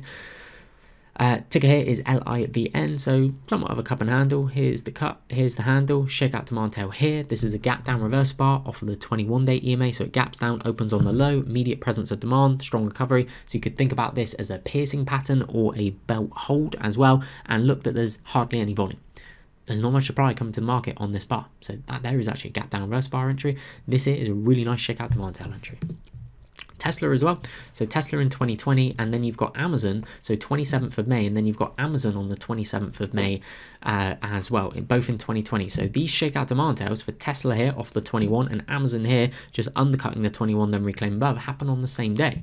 So do you think that is a good sign or a bad sign for the market in general? If you're getting leading stocks like Tesla and Amazon, how do you know they're leading? Well, look at the 52-week high coming from the relative strength lines. Do you think that's a good sign or a bad sign? It's a good sign. So if you see a whole bunch of like TML, true market leader stocks putting in building optimal bases, and then you see, wow, there's some shakeout demand tails, there's some gap down reverse bars, they're all tightening up. Interesting, right? It's a good sign. If you see a lot of stocks basing and building bases and displaying these characteristics, good sign. What bar is this with Amazon over here? You can learn about it. Gap down reversal bar opens on where of the bar? On the low, pushes up, immediate presence of demand. Really good to see. And note the strength of the close on this shakeout demand tails goes out on the high of the day. Again, another indication of strength. You're looking for strength. Lululemon. So look around the lows here. This is a gap down reverse bar. This is a shakeout demand tail, undercuts the base lows. And what do you notice about the volume on that bar? So this bar here. What do you notice about the volume? There's not much volume. What does that tell you about supply, selling pressure? There's not much of it. It's a good bar. Shakeout, shakeout, shakeout. Good to see. Bitcoin as well. This is when Bitcoin was $6.50. Okay, look at the respect for the moving averages. 21-day EMA, shakeout demand tail, and then again shakeout demand tail over here. Volume dries up, proper basing period. It's more of like a flag pennant type pattern. Shakeout demand tail at $6.50. Bitcoin, when it was very illiquid, trading like 2.5K a day at $6.50. same chart pattern, supply and demand, absolutely timeless. This is the visual representation of what accumulation looks like. Bitcoin as well. So now bigger base here, 50-day moving average catches up. What do you notice around the lows? So study around the lows of bases. Shakeout, shakeout, shakeout, shakeout, shakeout. And then in here, there's actually then a really nice, you may have spotted it, really nice trigger bar a couple sessions later. Really good setup. Look how the volume dries up. Here's a really nice shakeout demand tail off the 50. Tell USDT. So look how the stock is trending up here, and then because of the 24/7 nature of Bitcoin, you don't really get gap down reverse bars, much more common to see shakeout demand tails. But as the stock is basing, shakeout, shakeout, shakeout, shakeout demand tail, this is one where the risk makes much more sense than say this bar here, but we'll talk about risk. Look at the 52-week highs, look how the volume dries up. You then get a really nice trigger bar over here as well, so you will often see multiple different setups in terms of trigger bars, gap down reverse bars, and shakeout demand tails in bases. Copper futures in 2005, shakeout, shakeout, what moving average? 21, shakeout, goes out on the highs, it's very good setup. Zinc as well, this one we looked at earlier, shakeout, shakeout, shakeout, really nice. We were looking at this one more so for a trigger bar, but 2 bars before that, it's a really nice shakeout demand tail. Underneath the 21, when zinc had been, sorry, saying zinc, when corn futures had been finding support on the 21-day EMA, look how the volume dries up, so I'm just pointing to other shakeout demand tails in the base. Let's now go into gap down reversal bars, okay? So with gap down reversal bars, I'm actually going to start with Tesla, and then I'll go back to the previous slide. So Tesla here, okay, you'd like to see it, again, building out an optimal base, and with a gap down reverse bar, looking for it to happen. More commonly, the one gap down reverse bars I'll trade will be to the 21-day EMA, potentially the 50-day, but I would say most common will be the 21. So with a gap down reverse bar, remember those chart patterns that I was telling you about earlier, the piercing patterns, the belt, you have the belt hold, you have the meeting lines, you have the frosting pattern as well. This is more of a like piercing pattern / frosting pattern, but it's important to see that the stock holds around the key moving averages. It can undercut it and then go back above, but then you'd like to see a relatively strong close on the stock as well. If there's not much volume, says there isn't too much in the way of selling pressure, supply coming through on that day as well, then we'll talk about the risk a little bit later. So oftentimes gap down reversal bars will be a little bit wider and look like this for AMD and Tesla. Sometimes though you can get a gap down reversal bar that's also an inside bar, right? So you can see this is NHTC, powerful uptrend, finding support on the moving averages, pulls back in to the prior base high. So this is the prior base high, so this is the previous resistance level up here where I'm drawing with this line here. So a kind of concept in technical analysis is when the ceiling becomes the floor. So when the prior area of resistance then acts as support. So what you have is a base breakout here, pulls back down, tests the high of the previous base. Now you'd like to see it hold as support. Well, are you seeing it? Shakeout demand tail, gap down reverse bar, low relative volume, gaps down inside bar, opens on the low, closes on the high. Hardly any supply comes in the market. It's really, really good bar to see. AMD, we were looking at this trigger bar over here earlier on. So as I said, you'll often see in the context of optimal bases, a lot of these candlestick patterns forming. Gap down reverse bars, shakeout demand tails, trigger bars. So you can see multiple of those, and I will use those all to be entering positions, adding to positions as well, concentrating, pyramiding into positions. So this gap down reverse bar gaps down below the 21, opens near the low, pushes back up, undercuts base lows, and look at the volume, something above the 30 bar average. Really constructive. This one here for Shake Shack. So you get the earnings reaction here. Now think about the earnings reaction and the immediate presence of demand. Earnings reaction, the stock gaps up, opens on the low of the bar, and then pushes up, and look at the volume coming through. Look at the 52-week highs. There's an immediate presence of demand. And again, this is not retail traders doing this. This is about 7 million shares traded on a $57 stock. Okay. It's not bad, right? This is institutions buying. They like the earnings report. Maybe Shake Shack just raised full year guidance. Maybe positive reaction in terms, or a positive surprise in terms of the earnings or the revenue or something like that as well. But then we start to see, okay, it comes down to the 10-day EMA, gap down reverse bar, undercuts base lows here. And what do you notice about the volume? There's not much of it. 4 bars later, you're going to get this really nice trigger bar. Uber, positive reaction to the earnings, starts finding support of action on the 10. For oftentimes with the bigger stocks, so the Ubers, the Teslas, the Nvidias of the world, it's more so going to be the 21-day EMA is a sweet spot when they're showing a lot of leadership as opposed to the 10-day. The 10-day oftentimes for those type of stocks, so your Nvidias, your Ubers, your AMDs of the world, Nvidia, they're going to be too quick for the 10-day EMA, sorry, is going to be too quick for those. A better moving average for those is going to be the 21-day, potentially the 50-day moving average as well. So I like to look for gap down reverse bar, shakeout demand tails around those moving averages. Certainly the 21-day EMA, nice gap down reverse bar here, and you don't really get the trigger bar. So sometimes you don't get a trigger bar, you don't get a shakeout demand tail, you just get one of them. So this here, just the gap down reversal bar, really. It then didn't really set a trigger bar. You could say, well, this is a trigger bar, it's a tight bar, low relative bar. Yeah, but look how extended it is from the 10-day EMA. You want the trigger bar sitting on the 10-day EMA. So like this one here, it's not a trigger bar, okay? It's extended from the 10-day EMA. Not good. This here is better because it's sitting on the 10-day. This is not a trigger bar. This is not a trigger bar. That's not a trigger bar. That's not a trigger bar. It's extended from the 10-day EMA. Okay, this here up here is not a trigger bar. It's not a targetable shakeout demand tail either. Why? It's extended from the moving averages. You don't want that. You want them sitting on them. Okay, this is CCJ. So you have variations here of the candlesticks I'm showing you. On the earnings, shakeout demand tail, shakeout the weak hands. We like that. Another shakeout demand tail here that's also a bit of a gap down reversal bar. Prior closes here, gaps down here, shakeout demand tail under what moving average? The 21 bounces, and then you get this gap down reversal bar. The gaps down opens on the low of the bar, which is then the confluence of the 21-day EMA as well. Reclaims, so it's actually a bullish engulfing candlestick, and it hits a 52-week high. Strong, strong, strong stock. And there's another 52-week high over here.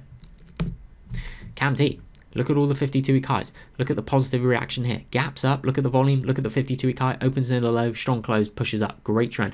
Gap down reversal bar here. So are they going to work every single time? Well, if you were targeting this gap down reversal bar and you bought it here, stop loss here, you would have been stopped out kind of on the shakeout demand tail.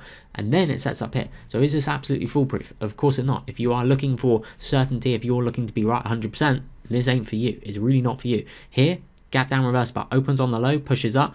Volume above the below the 30 bar average. What to tell you about supply? There's not that much of it. Really constructive sign to see. Let's do some more. So corn back in 1979, okay, one contraction, bounce off the 21, another contraction. Now this here is a gap down reverse bar with a little shakeout demand tail off the 21-day EMA. I think this one here for gold futures is a bit better. So it's in the context of an uptrend, pulls back in, finds support on the 21-day EMA, which it did previously with this gap down reverse bar. That's also bullish engulfing candlestick, tighter bar, nice. This one here, corn futures, okay, pulls in, bounces off what moving average? 21, pulls up, and then you get this gap down reversal bar, gaps down, opens on the low, closes near the high underneath the 21, and undercuts a lot of the base lows. Really, really good bar to see. So let's go into 3 categories of stocks. Hopefully that there gave you a really good overview for the type of setup. So trigger bars, shakeout demand tails, and gap down reverse bars, and looking at them across stocks, cryptocurrencies, and commodities as well. So the type of stocks I look to trade, and a stock can appear in multiple categories, and the more boxes it ticks, the better. So I think about stocks, I kind of categorize them into 3 main areas: true market leaders, momentum leader, or a group theme leader. So with a true market leader, ideally it has a lot of the William O'Neill can slim criteria: big earnings, big sales, big estimates, improving margins, global product, even better if it's a new global product, institutional liquidity, high quality sponsorship, and a great story. For a momentum leader, I'm looking for a stock that has a high ADR percentage, oftentimes like greater than 3 times the major indexes. To put that in perspective, the triple Q's 20-day ADR percentage is usually somewhere between 1.2 and 1.5%. So really looking for a stock with a ADR of greater than 3%, but actually ideally getting above 4% for it to be kind of more so a momentum leader. Liquidity, 90-day average volume greater than 100 million. Why? Because you want liquidity there for like day traders to be playing around with it. So a lot of these momentum leaders will be the stocks which day traders are playing around with it using intraday timeframes. So 1-minute chart, 2-minute chart, and they're trading off of that, and they create a lot of liquidity as well. High short interest. Short-term high relative strength ranking, can teach you about that a little bit later. Polarizing company, trends move well for traders. So again, a lot of these kind of momentum leaders, actually intraday you'll see some nice setups. So like the wedge, the pennants, the flags that I've just been talking about, you'll actually see those appearing on these kind of momentum leader stocks on the 1-minute chart, the 5-minute chart, the 15-minute chart, the hourly chart. Okay, traders love them basically. That's kind of the momentum leader stock, but it's showing a lot of relative strength.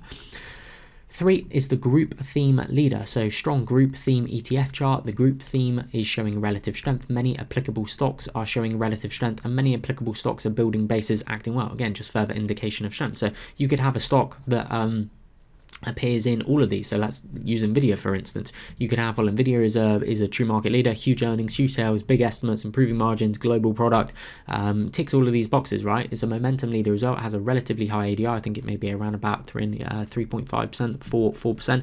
Really good liquidity. There's not a high short interest in it. That's not an absolute must. Stock doesn't have to tick all of these. Short-term relative strength at the time of filming this is high.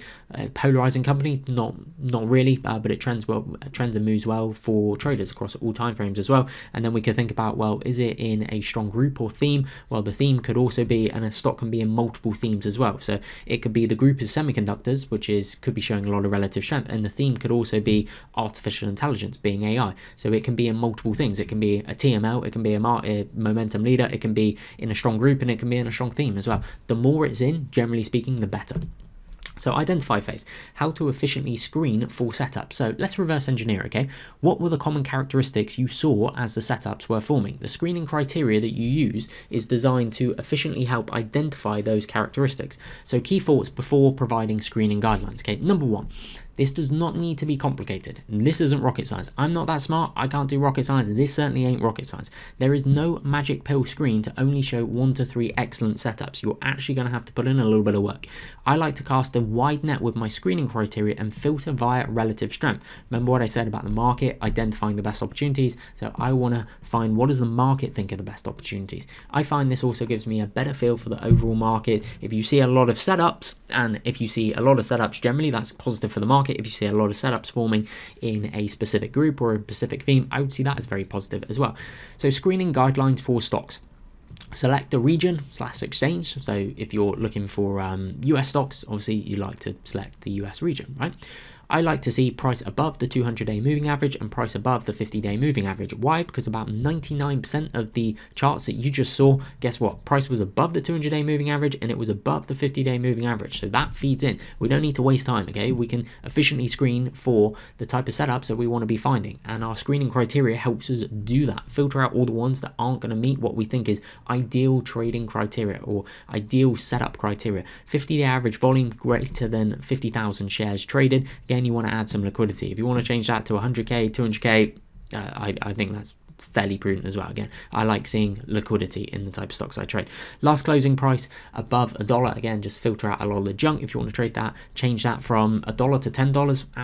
Absolutely fine. You may miss some of the kind of like momentum stocks. Sometimes some of the crypto stocks, which are a bit lower price, can start showing a lot of momentum. So I tend to keep it at $1. But if you want to reduce the amount of results you're seeing, increase the price that you'd like to see. Bonus 3-month relative strength ranking is above 70. I'll show you 3-month relative strength ranking shortly. Average daily range percentage is above 2%. Why? Because I want stocks that are quicker than the market. If the market, let's say the triple Qs, the SPY's ADR is usually around 1%. Let's say that the triple Q's ADR is 1.5%.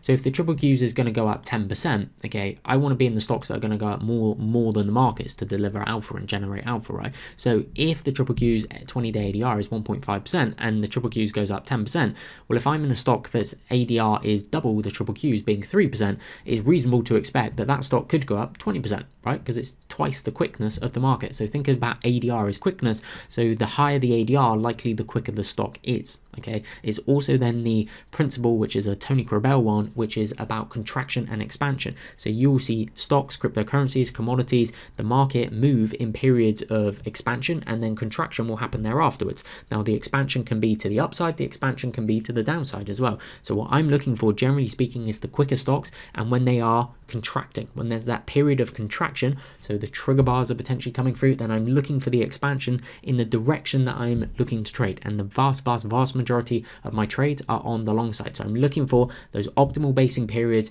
contraction in price, and then I'm looking to trade the expansion and ride the intermediate term trend. I am an intermediate term trend follower, as you're going to learn in the selling rules.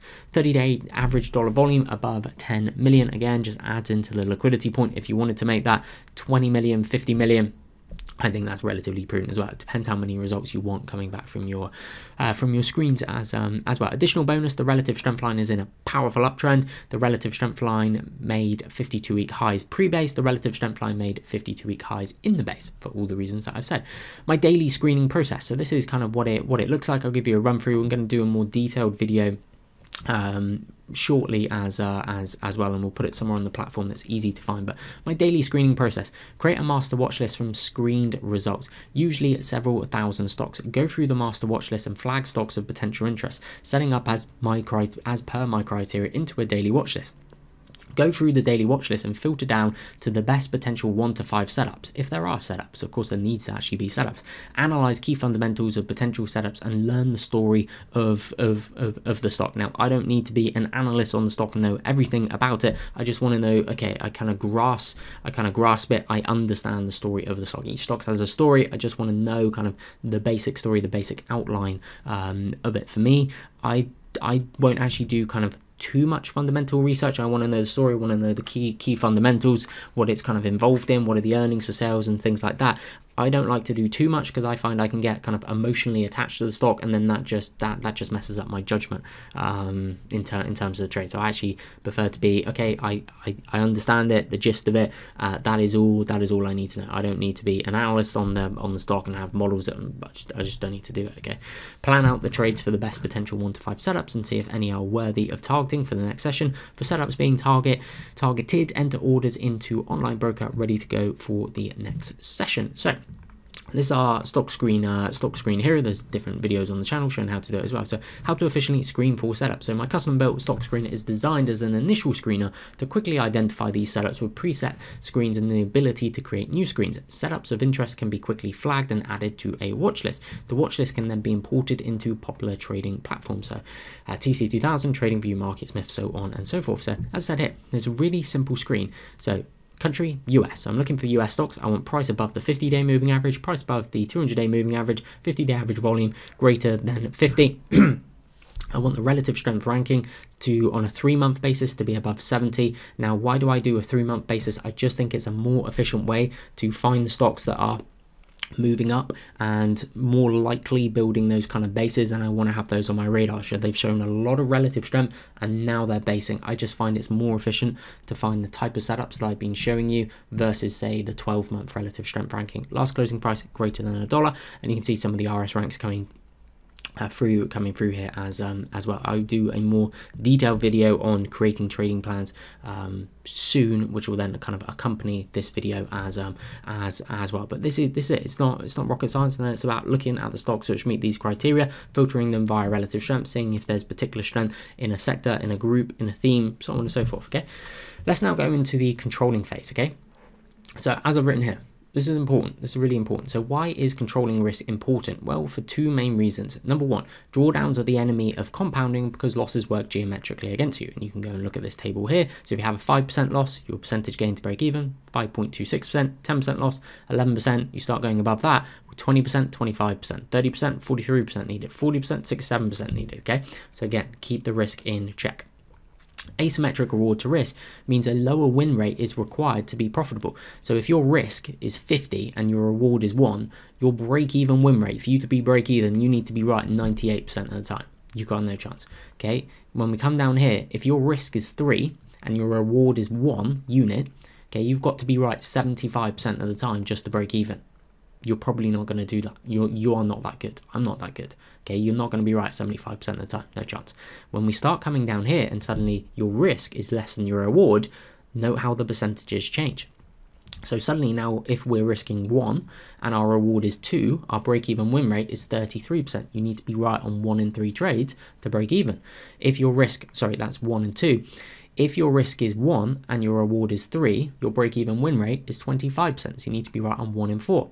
If your risk is 1 and your reward is 5, then your break-even win rate is 17%. So basically 1 in 5 trades you're trying to be right on. So the sweet spot is more down here. Okay, this is why I said when you're thinking about trigger bars, when you're thinking about shakeout demand tails, when you're thinking about gap down reverse bars, you're thinking about the risk you're taking and what is your potential reward. Okay, ideally you want to be shooting for a 3 to 5 reward. So 1 unit of risk, 3 to 5 units of reward at a minimum. If you don't think the trade can realistically return 3 to 5 times as the reward, then it's probably not worth doing it. I don't think I'd really take it. If I only think, okay, I'm risking 1 and my reward is 2, I'm probably not going to take it. I'm really shooting for setups where I think, okay, I can risk $1, but I think my reward could be $3, $5, $10, maybe $50. Like these are the ones where I'm really shooting for. So the controlling phase. Planning out the trade. So the initial stop loss ideally is half to 2/3 the 20-day ADR percentage. So we've got these examples again, and this time I've just put on the initial stop loss here for the trigger bar. 3%. So that would be half the ADR percentage if we're saying the stock's ADR percentage is 6%. Now 6% is relatively high. That's more so going to be kind of a momentum leader type stock, so 6%. So as I said earlier, trigger bars will invariably have tighter initial stop losses versus, say, shakeout demand tails or gap down reverse bars, and that's because of the inherent nature of the candlestick. Trigger bars are tighter than shakeout demand tails and gap down reverse bars. So if you're targeting through the high, stop underneath the low, which ties in with being underneath one or more key moving averages, you'd expect your stop to be tighter on a trigger bar versus a shakeout demand tail and gap down reverse bar. So that's why I was saying earlier on that, well, for the same amount of overall risk, you could try a trigger bar 2 times or 3 times for the same overall risk that you're taking on, say, a shakeout demand tail or a gap down reverse bar, obviously case by case basis. We also need to understand compounding, so optimal risk versus reward ratios. It's important to understand optimal returns at different gain, so reward to loss risk ratios for the goal of compounding. This knowledge feeds into system building for the 4 aspects of each trade: identify, control, mitigate, and optimize. Stocks have different behavior and move differently. Higher ADR stocks are more likely to make bigger moves for reasons I mentioned earlier. The objective, in summary, is how do you target returns in the Goldilocks zone and keep average losses in the Goldilocks zone. The setups shown throughout the blueprint are designed with that in mind to optimally compound capital. Okay, so if we went to the horse races, now I trade, but I never bet. Side note, I thought when I was about 18 I had a foolproof system on roulette. Turns out it was a martingale system, and I lost all of my kind of gambling money on that. So yeah, learned martingale systems do not work, and that I am not a genius and smarter than the casinos. But anyway, that was the last time I ever gambled. So this here, okay, let's say we go to the horse trap. Okay, and there's going to be 10 races, okay? And I say to you, right, there's going to be 10 races. You're going to be right on 4 out of 10 races. And I'm going to say to you, you can choose how big you're going to have to bet on every race with your entire capital, and you can pick how big your gain is going to be and how big your loss is going to be. But the rule is, okay, your gain has to be twice that of your loss. So say if you wanted a 6% gain, your loss would be 3%, sorry, your loss would be half of your gain. So if your gain is going to be 6%, half of that would be 3%. Or let's say you went, well, I want to have a 60% gain, so a 60% return on my capital for that race. That means if you're wrong, which you're going to be wrong 6 times out of 10, so you're going to be right on 4, you're going to be wrong on 6, you're going to have a 40% win rate. That means that your loss on those 6 times would be 30%. And the goal is to optimally compound capital. What do you say? Do you say, well, I want 6% and 3%, I want 70% and 35%, I want to be 100% and 50%? What do you choose? Now, there's an answer here, because it is just maths. So the answer to that question, if you wanted to have the most amount of money after those 10 proverbial races, would be you want to have a 20% gain on your 4 winning races, and you want to have a 10% loss on your 6 losing races. That will give you a 10 trade compounded return on investment of 10.2%.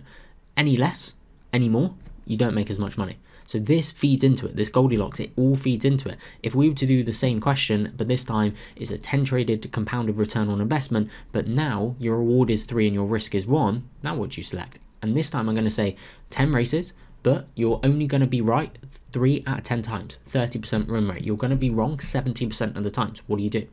How are you still going to be profitable? How do you still make money? Well, the optimal answer is your gain 21% and your loss 7%. So this knowledge, this understanding all feeds into building the systems throughout your trading plan, throughout your process of identify, control, mitigate, and optimize.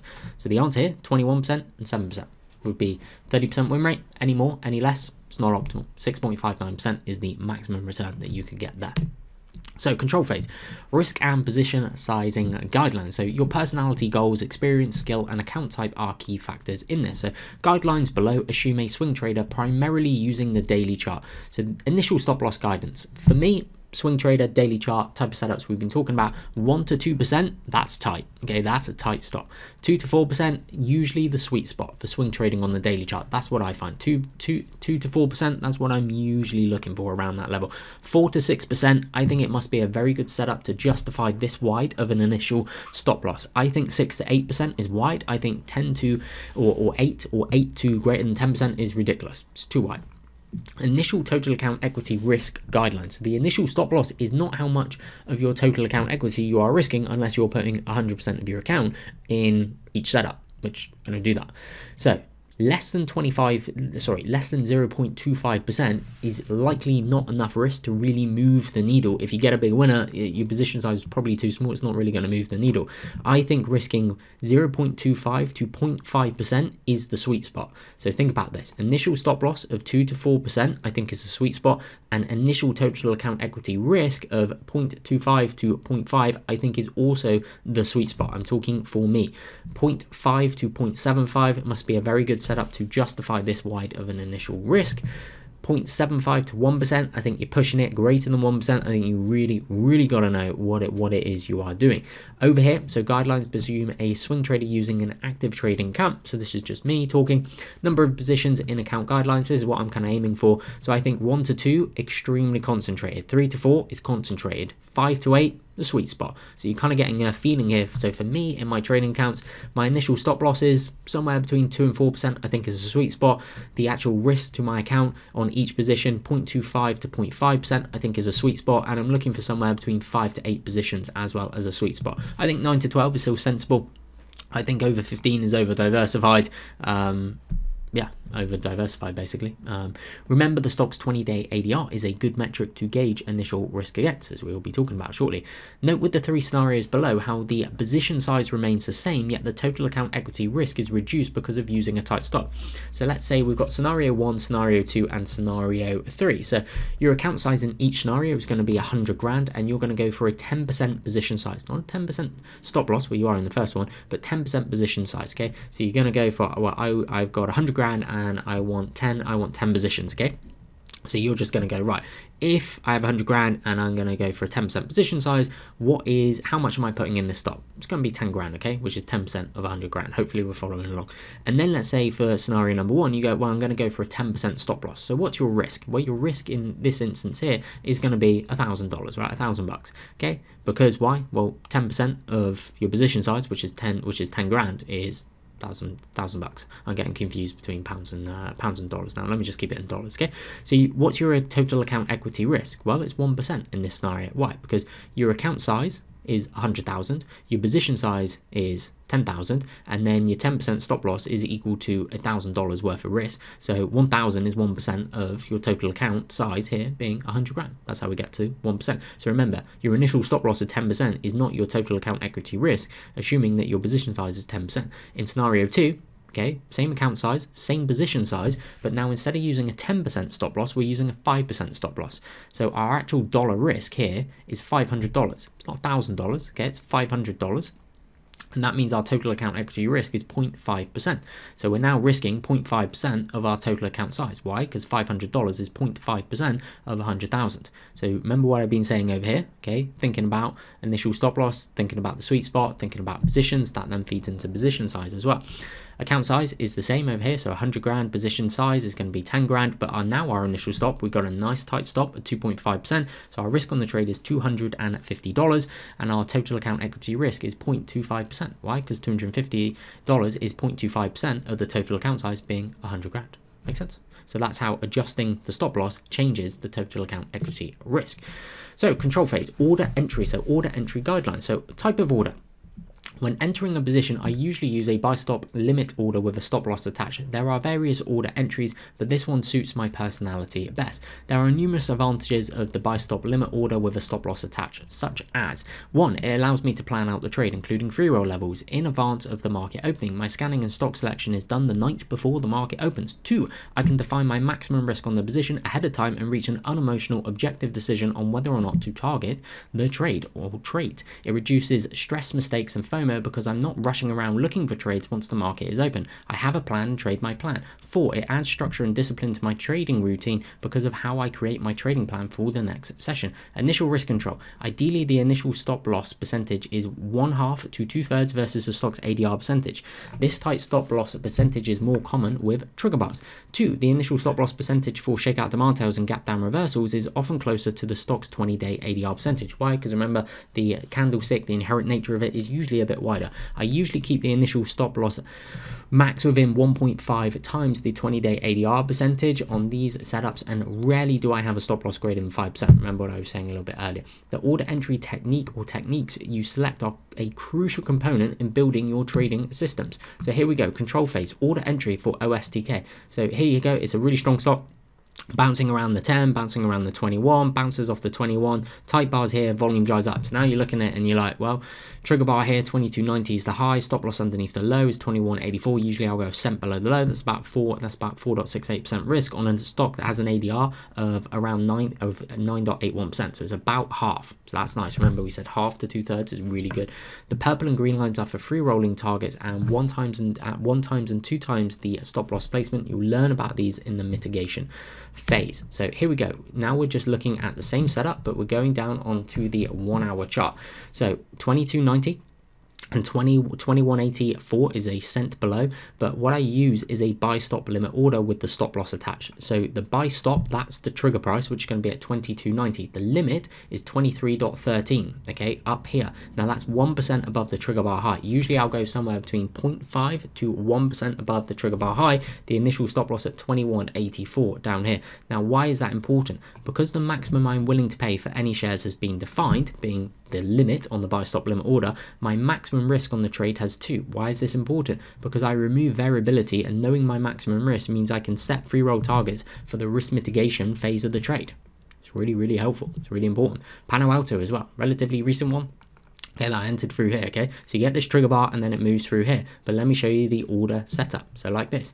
So buy stop is 237.30. So we're just looking at this here. We're just on the 1 hour chart, so you get a little bit more information, okay? So we're looking through the high of this trigger bar here, okay? So through the high of the trigger bar is 237.30. Stop loss a cent below the low of the trigger bar is 234.34. So if I get filled at 237.30 and my stop loss is here at 234.34, my risk on the trade is going to be 1.25%. Now don't worry, these purple and green lines will make sense shortly, okay? But what I'm saying is my limit is going to be 238.49. So my limit is going at this blue dash line here. Why? That's 0.5% above the high of the trigger bar, okay, with these bigger stocks as well. So the Palo Altos, the Nvidias, the Teslas, the Apples of the world are much more likely to go 0.5% instead of 1%. Why? Because the ADR is likely to be less. There's a lot of liquidity as well, so usually I get a better fill on them too, so I can kind of tighten everything up. Now again, I'm defining the maximum risk, so my initial stop loss on the trade is going to be somewhere between 1.25% and 1.74%, depending where I get filled between 237.30 and 238.49. I'm going to get filled somewhere in here, okay? My broker is not going to buy any shares above 238.49. So I'm defining the trade. I'm planning out. There is structure. Then I know my free rolling targets as well, okay? Let's go on to the next one. Now we're into the risk mitigation phase, okay? So the reason for risk mitigation, why mitigate risk? Number one, the purpose of risk mitigation is not to optimize profits, but to minimize downside. Remember what I said about drawdowns are the enemy of compounding. I'm trying to compound capital for decades and decades and decades and decades, okay? I don't want to have big drawdowns. I don't want to dig myself into any type of holes. Mentally, for me, once positions are free rolled, I find it psychologically easier to make high quality, unemotional decisions. The time value of, the time value of the capital used to mitigate risk is often high. This is good. If you think, if I'm selling a third to half of my position and I'm doing it over 1 to 2 days because the stock has got out and maybe it's got out 3%, 4%, 6% to the extent that I can mitigate risk, well, if I've been in that position for 2 days and I've just sold a third of my position at 6%, the time value of that is 3% on a daily basis. That's ridiculously good. It's really good, okay? Risk mitigation in different market environments. Every day in my trading plan, I determine whether the market is healthy, choppy, or hostile for my style of trading. The answer I reach feeds into how quickly I'm looking to mitigate risk. The 3 market environments are healthy, choppy, and hostile. In a healthy market environment, I'm more apt to free rolling by selling 1/3 of the position at 2 times the initial stop loss. In a choppy and hostile market environments, I'm going to be quicker to free roll by more likely selling half the position and potentially adjusting my stop loss higher if prudent. It's not rocket science to determine what the market environment is for my style of trading. The best indication is how have my last 3 to 6 trades performed and or before me. If recent trades are moving high, I want to increase exposure and look for new setups if there are new setups. If it's difficult to make profits, the market is indicating now isn't the time and I want less exposure. I want a little exposure. It's a daily dance with the market to see whether it's rewarding your setups or not. It's then for you to act appropriately. So this is a free rolling example. So free rolling example 1, what we're going to do is we're going to sell a third of our position at 2 times the initial stop loss. Now these are the free rolling levels, and I'll take you through some math shortly. So half at 1 times the stop loss, a third at 2 times the stop loss, which is what we're about to do. Next slide, I'm going to show you selling half, so at 103 instead of 106. A quarter would be at 3 times the stop loss.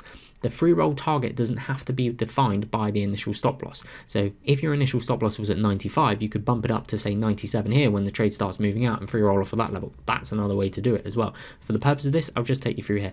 So we're going to say our entry, the pivot, is at $100. We see a nice kind of flag, it's pennant type pattern forming in here. We're going to buy 3,000 shares, so our total invested is 300 grand. Our initial stop loss is going to be at $97, which is 3%. Our total risk is going to be 9 grand. A little side note on the initial stop loss, I like to avoid round numbers. So if I was taking this one, it's obviously hypothetical, but I would go $96.97, just below the round number. So I like to have stop losses below the round numbers if it's really close, and I also like to free roll into round numbers as well, rather than right at it or just above if appropriate. So total risk on the trade, 9 grand. If we sell 1/3 of the position, so remember we bought 3,000 shares, so we're going to sell 1,000 shares at $106. That is 6%. Okay, so our initial risk is $3, 3%, and we're now selling here at 6% gain, which is $6. Okay, so we've now locked in $6,000 profit. Why? Because we've sold 1,000 shares at a $6 gain. So 6 times 1,000, 6 grand. Okay, but we still have 2,000 shares, right? So our total risk left is 6 grand. Why? Because we've got 2,000 shares that we bought here at 100, and our stop loss remains here at 97. Okay, so 2,000 times by $3 stop loss is $6,000. So we've got $6,000 profit minus our $6,000 risk left equals $0, free roll. This is something we do a lot in the live coaching sessions and really drill this. Okay, next example here. I know the charts look the same, but they have changed. So this time here we're selling a half at 1 times the stop loss. So let's say your initial stop loss here is going to be $97, but now we're selling a half at 103 instead of 106. So our entry is at $100. We buy 3,000 shares, total invested 300 grand. Our initial stop loss is at $97, so 3% still. Our total risk is the same as the last example, 9,000. But this time we're going to sell half of the position. Half of 3,000 is 1,500, and we're going to sell these at 103, so 3% gain. So we've got $3 worth of risk, so we're selling at a $3 gain, or you could think about it in percentages, whatever way works better for your brain. So we've now locked in $4,500 profit. Why? Well, we sold 1,500 shares at a $3 gain. Our total risk left is $4,500. Why? Because we still have 1,500 shares with a $3 stop loss down here at 97, because we bought them at 100, and our stop loss is down here. So we have our profit being $4,500 because we just sold half the position, minus our remaining risk of $4,500 equals $0. Position free roll. So now when we're looking at the overstock example, so this is the day that I bought it here. Okay, coming through on here, if hypothetically, assuming the position is filled at 22.90 and a stop at 21.84, the position can be free rolled by selling half at 23.96 here, or 1/3 at 50 at 25.02. Of course, it's hypothetically free rolled because there can be unforeseen circumstances like gap downs, slippage, and stuff like that. Remember the point I said about looking for round numbers as well. So in this instance here, I would push up the stop loss a little bit, maybe underneath, say, the 10 EMA and the low of this bar. So then if I was selling a third, I'm doing it at the high $24 level. So $24.95, $24.99 or 97 instead of $25.02, just below the round number. You can often see that markets will move to round numbers. So now we're going into the optimize phase. So we're getting there. So research project number 1, this is analyzing 500 breakouts. So below is data from a research study analyzing 500 breakouts and recording the statistics of percentage moves before closes below their 10-day EMA and 21-day EMA. The breakout setups included in the study were good, great, and perfect in terms of quality. The data from the study provides a feel for possible returns using the 10-day EMA and 21-day EMA when used as trailing stops. I'm now going to take you through some selling guidelines. Conduct studies for yourself, though. I think that's important, okay? So looking at this here, okay, of the 500 breakouts that I looked at, the average gain before a close below the 10-day EMA was 28.82%. The average gain before a close below the 21-day EMA, so a candlestick that closes below that moving average, 42%. So statistically, you may be saying, well, 42% is a lot higher than 28%. Okay. Yes, it is, but we're going to look at time value as well and think about your personality too. But this should give you a little feel. Here's the table here. Obviously, I can't show you 500 results in the table without zooming out a lot. So this is the data in here. Optimize phase, this is another research project. So this was looking at 60 perfect breakouts from 1976 to 2022. Here is the table of them here, okay? So the initial stop loss for them was 3.47%. So as I said, around 2 to 4%, likely the sweet spot, okay? 10-day EMA percentage gain, 98%. 21-day EMA percentage gain, 148%. So this is before closes below. 50-day percentage gain was before it closed below the 50-day simple moving average, 194%. So now you may be going, well, isn't the 50 better to use than these ones? Well, depends on your personality. Now, the average duration in the trade for the 10-day EMA, 26 days, 21, 45 days, 50-day SMA, 72 days. Now, here's where we get into the time value. So this is the percentage gain that was achieved each day of being in the position. So the time value for the 10-day EMA is 4%, whereas for the 21-day EMA, it's closer to 3.5%, and for the 50-day is 2%. So obviously, the 50-day moving average, you're going to be doing less. You're going to be sitting on your hands. If you're using the 10-day, okay, because of the average trade duration, you're going to be looking for more trades. There's going to be more activity. So you've got to be thinking about that in terms of your personality as well. And you can see the average reward to risk ratio down here as well. Bigger for the 50-day, as you'd expect, because the average gain was larger as well. But hopefully that there kind of makes sense to get you to think about, okay, 10-day, 21-day, 50-day. I'll take you through some of my selling rules a little bit later on. This is running some different scenarios. So now we're thinking about sitting versus not sitting. Now you can go and read these for yourself, but for me, it's really about trying to understand the difference between sitting and not sitting. We're running through the examples as well that I think and data shows, for me, the data shows it's better to sit in positions and play for bigger moves. Whether a trader's personality allows them to do that is another matter. So you may hear some people kind of talking about, well, I'm just going to sell my position because I'm up 2 times my initial risk or 3 times my initial risk. For me, I think getting the big ones right, getting those kind of proverbial home run trades right is really, really important. So I will try and sit for these bigger moves before closes below the moving average, and the data then feeds into that I understand, okay, these setups here, these are the type of setups I trade.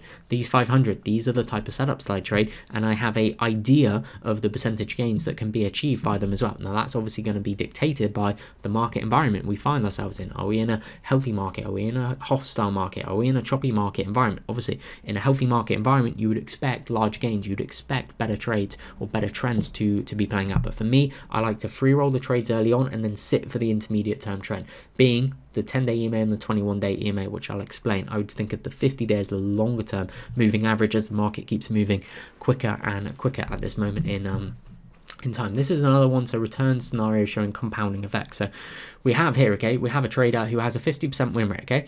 Their average gain is 14% and their average loss is 7%, okay. So their reward is 2 versus their risk of 1. So they are a 2-to-1 trader. After 10 trades, this is compounded return on investment. They do all right, 33.95%. This is putting all of your capital into trade, which we spoke about position sizing earlier on. This is just to show you some of the maths and why I think compounding is important. This trader here, okay, now has scenario 2. Now they go down to a 40% win rate. Still have 14% gains coming through, but they now have 4 winners and 6 losers. Again, 14% versus 7%. But now, okay, they go down from 33.95% to 9.27% in terms of their compounded return on investment. Scenario 3, what we have here is a trader still controlling the risk. So they're only right on 3 out of 10 trades, but they're able to control the risk versus reward. So their average gain is 9%. Their average loss is 3%. So their reward is 3, their risk is 1, so they're a 3-to-1 trader, and they're still profitable after the 10 trade compounded return on investment of 4.64%. But here we go, scenario number 4, and we're really comparing scenario 2 with scenario 4 here. What we have here is a trader who's able to get a big win, 50% win, and then they have a 15% win, a 10% win, and a 5% win, and then their average losses are 3%, 3%, 3%, 5, 5, 5. Now their 10 trade compounded return on investment is 55%, relative to, say, scenario number 2, where a trader was like, well, I'm keeping the risk in check, 7% losses, 14% winners, I'm doing well. Well, would you rather have a 9.27% return or a 55.9% return? This is why I think it's important get the big ones right. And you can go and study the data on this table. I think it's important to get the big ones right. So research product number 3, this is looking at 3,000 breakouts. Okay, so data research study analyzing 3,000 breakouts from my model database. So this is ranging from 1986 to 2022. 2,723 breakouts, about 90%, occurred in a month when the NASDAQ composite closed above its monthly 10 EMA, which is indicated by this red line here, okay? And the blue line is obviously the price of the NASDAQ.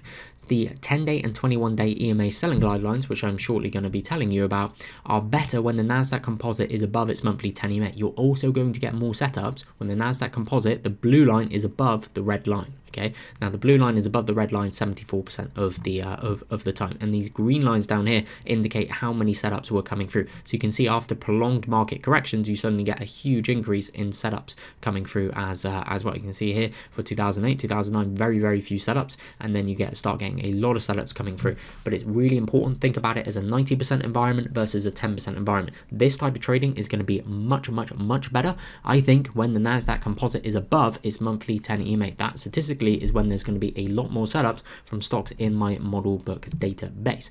So Optimise, selling guidelines. I usually use a combination of the 10-day EMA and 21-day EMA as a trailing stop on parts of the position once it has been free rolled. I'm looking for the first close below those moving averages to exit parts.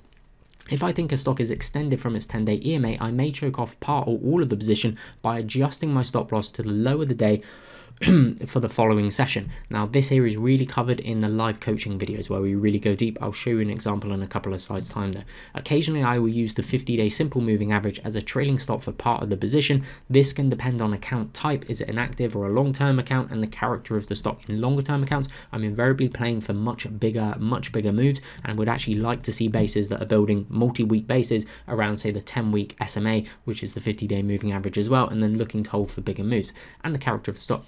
Before entering any trade, I look at the previous history of the stock. Why? Because I think one of the best indications how a stock will move in the future is how did it move in the past. The historical analysis of the stock feeds into the trade management and specifically optimizing profits. Why? Because I may notice that a moving average is best suited for that stock. So I may notice this stock loves its 10-day EMA, it loves its 21-day EMA, or it hates its 10-day and the 21-day is going to be much more effective. So it's about understanding the character of the stock. So I wouldn't just go, right, blanket, I'm going to apply these selling rules for all stocks. It didn't work like that. Look back, the previous history of the stock. For me, I think the best indication of how a stock is going to move in the future, how did it move in the past? So understanding how the stock moves, what moving averages does it like, what's the best way, what's the optimal way to manage the position. It's important to deliberately study thousands of what the best stocks do pre-base, in the base, and post-base. Why? Because this links back into your system for identify, control, mitigate, and optimize, as I've been saying. There are numerous charts within this blueprint showing how trades played out after the entry. Analyze these for yourself along with hundreds of thousands of others to reach your own conclusions on selling guidelines to help you optimize profits. A key intangible component when developing your selling guidelines is your personality. Is your personality suited for quicker, smaller gains, or is it suited to sitting tight, as Livermore said, and play for the bigger moves which take time to develop? The answer may also vary depending on account types, i.e. active trading accounts or longer term retirement accounts. Only you know the answers. And a really nice quote from Livermore: after spending many years in Wall Street and after making losing millions of dollars, I want to tell you this: it was never my thinking that made the big money for me, it was always my sitting tight. Got that? My sitting tight. So let's just do an example here. So this is overstock. Okay, so the entry, the free roll that we were working through earlier on is here. You can see stock makes a nice move, bounce off the 21, bounce off the 21, bounce off the 21, tight, trigger bar, volume dries up, and then the first close below the 10-day EMA is here. The stock goes from around about $25 or so, and it closes below the 10-day EMA at $110. It closes below its 21-day EMA at, what's that, around about $95 or so, and then the 50 is down here. But this is one to look back at the previous behavior of the stock and go, the 50 is going to be too slow for the stock. It's going to give back too much, and you may see that because the stock may have had 2, 3, 4 previous breakouts that you can look back and analyze and go, yeah, the 10-day and 21-day EMA is going to be more effective for the stock. The 50-day is going to be too slow. Or maybe it's more of, say, a commodity stock or a bit of a slower stock and a larger market cap stock, and you look back and you go, actually the 10-day is going to be very quick for this stock. It kind of chops around through the 10-day. It's not going to be optimal. Actually, the 21-day and 50-day are going to be more optimal for this stock in terms of selling parts. What I was saying about choking it off, lower the bar, lower the bar, lower the bar on all or part, is, let's say this day here you get what I call a supply shoot. So price is trying to go up and is being brought back down, and the volume is very high. It's the largest volume you see on the chart. So this is indicating there's selling pressure up there and it's extended from the 10-day EMA. So what I may do on this bar here is just move my stop loss to low of the day. So just move my stop loss on all or part of the position. It depends, case by case basis, but just to start adjusting my stop loss up. Or let's say on this earnings reaction here, you go, wow, this is really extended. Again, move my stop loss all apart, lower the bar, lower the bar, lower the bar, lower the bar, lower the bar, lower the bar, lower the bar, lower the bar. Up here as well, if on this bar here you think it's really extended, lower the bar, lower the bar, lower the bar, lower the bar, taken out up here somewhere. So this is an effective, another way that I will optimize the profits by using discretion to go, I think short-term extended from the 10-day EMA. The stock's been on a big run. I think it looks a little bit climactic. I'm seeing supply shoots, change of character type candlesticks. I'm going to start adjusting my stop loss on all or part of the position. That's really a case-by-case basis. So for me, just to summarize the selling guidelines, it's 10-day EMA closes below, 21-day EMA closes below, 50-day simple moving average closes below, potentially the 10-week as well to that, but also having discretion to go, I think the stock is short-term extended from the 10-day EMA. I'm going to start choking it off. So not just randomly going, it's extended here, I'm just going to sell. I will move my stop loss invariably to the low of that day and then just keep moving my stop loss up. And a Nicholas Darvis quote of letting my stop loss decide. Now I will just cover on here as well. So Optimise phase, the importance of volatility. So how volatility affects trading environments. So we've got the VIX on the top and the NASDAQ 100 on the bottom. So money flees assets with rising and high volatility and seeks those with falling and low volatility. Periods of prolonged low volatility, so VIX sub 19, as you can see here, VIX sub 19 are optimal, as are periods when volatility is trending down from a historical high level, such as VIX spiking, VIX readings above 50. So you either want volatility low on a historical basis and staying there for prolonged periods of time. So if you look at the rally, or look at the trend of the NASDAQ 100 in 2013 and then into 2014. Okay, look at this. This is a lovely uptrend in the major indexes. Really nice trading environment. Same in 2017, just a wonderful uptrend here. And then look at the VIX reading. Basically for the whole period, certainly in 2013, it's below pretty much the entire period of it's below the VIX. Sorry, my brain's been fried now. I've been talking for a long time. So the VIX is below, for the vast majority of time, below 19. This is really good. In 2017, when you get this really nice rally, look how the VIX is below the 19 level for the entirety of the year. And that's why you get these really nice uptrends. So money flees assets with rising and high volatility, seeks those with falling and low volatility. So prolonged periods of low volatility for trading like this are very good. And or when volatility is trending down from a historical high spike. Because again, money flees assets with rising and high volatility and seeks those with falling. So this would then be falling volatility.